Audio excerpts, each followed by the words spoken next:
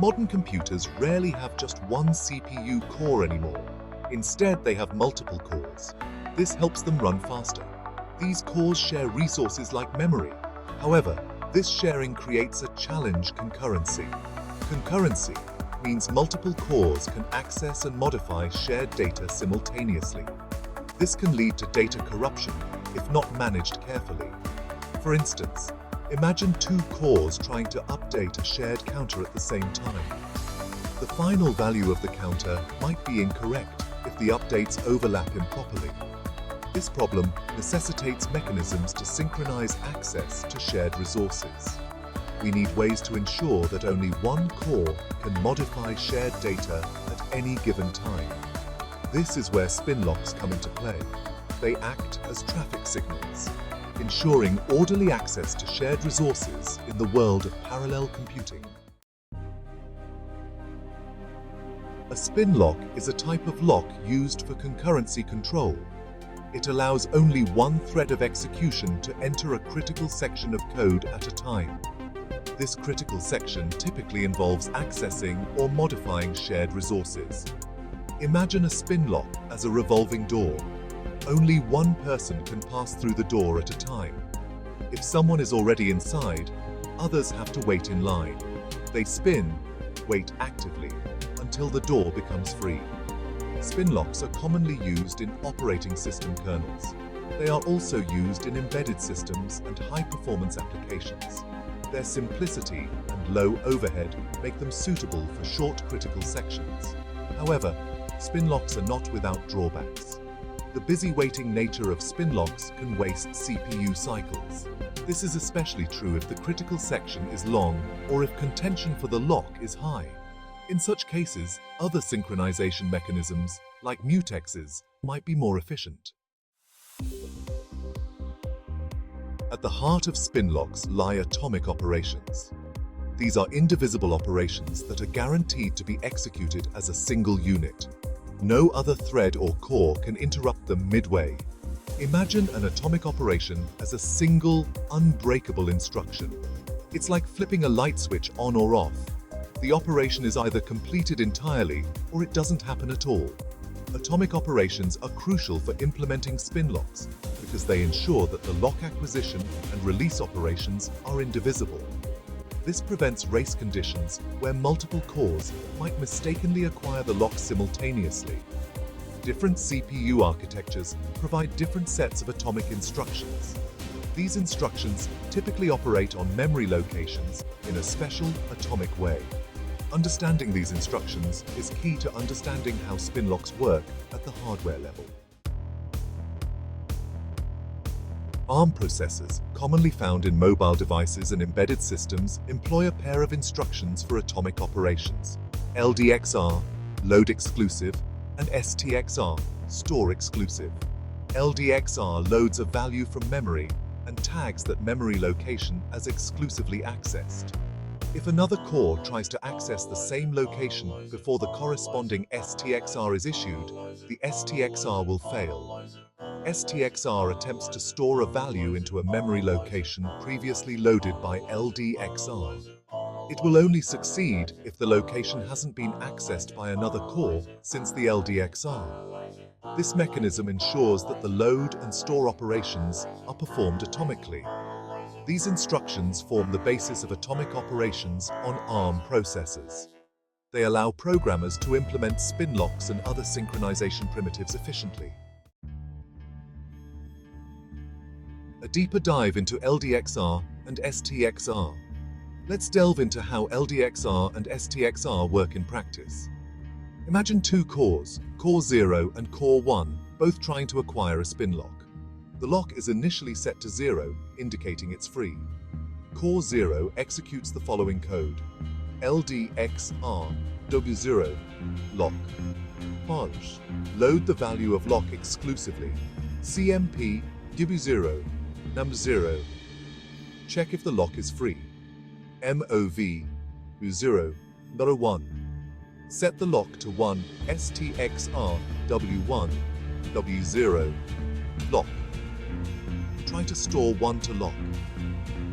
Only one core will succeed in storing its value to lock using STXR. This example illustrates how LDXR and STXR enable atomic lock acquisition. Intel's x86, a legacy of atomic instructions. Intel's x86 architecture, found in many desktops and servers, has a long history of supporting atomic operations. It provides instructions like XSwap, CMPXCHG, compare and exchange, and the lock prefix for achieving atomicity. XSwap atomically swaps a value in a register with a value in memory. CMPXCHG compares a value in a register with a value in memory. If they are equal, it replaces the memory value with a new value. The lock prefix can be applied to certain instructions to make them atomic. These instructions allow for implementing various atomic operations, including Spinlocks. The choice of instruction often depends on the specific operation and the desired level of performance. Intel's x86 architecture provides a rich set of atomic instructions. These instructions cater to different use cases and offer flexibility in implementing synchronization primitives. PowerPC processors, used in various systems from embedded devices to supercomputers, offer robust support for atomic operations. They provide load and reserve and store conditional instructions, similar in concept to ARM's LDXR and STXR. These instructions operate on a reservation station associated with each core. A load and reserve instruction loads a value from memory and reserves it for the core. A subsequent store conditional instruction will only succeed if the reservation hasn't been cleared. This approach ensures that the load and store operations are performed atomically.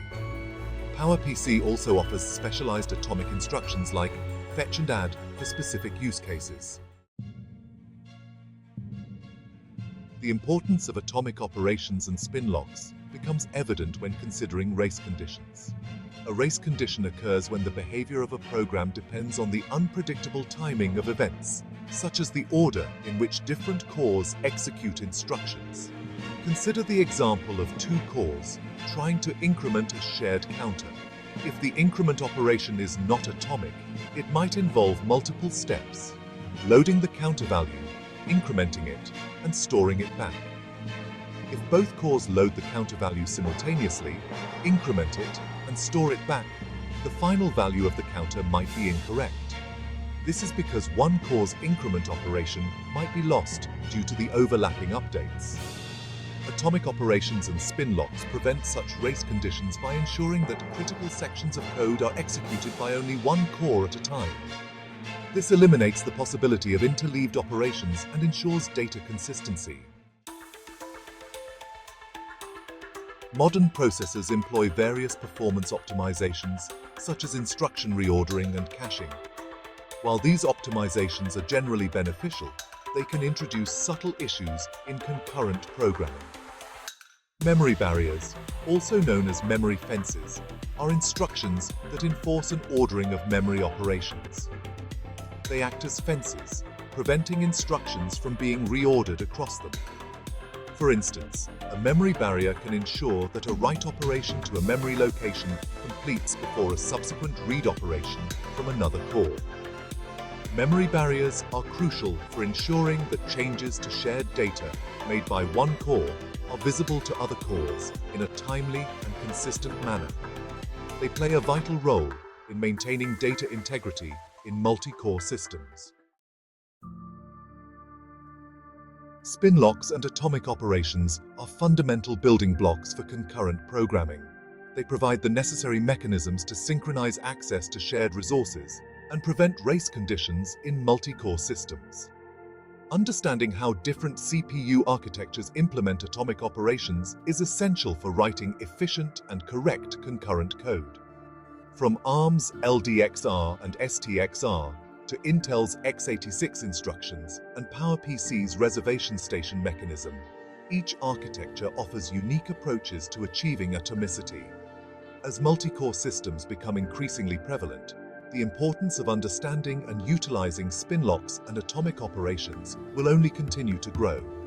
These synchronization primitives are crucial for developing robust, high-performance software that can harness the full power of modern hardware.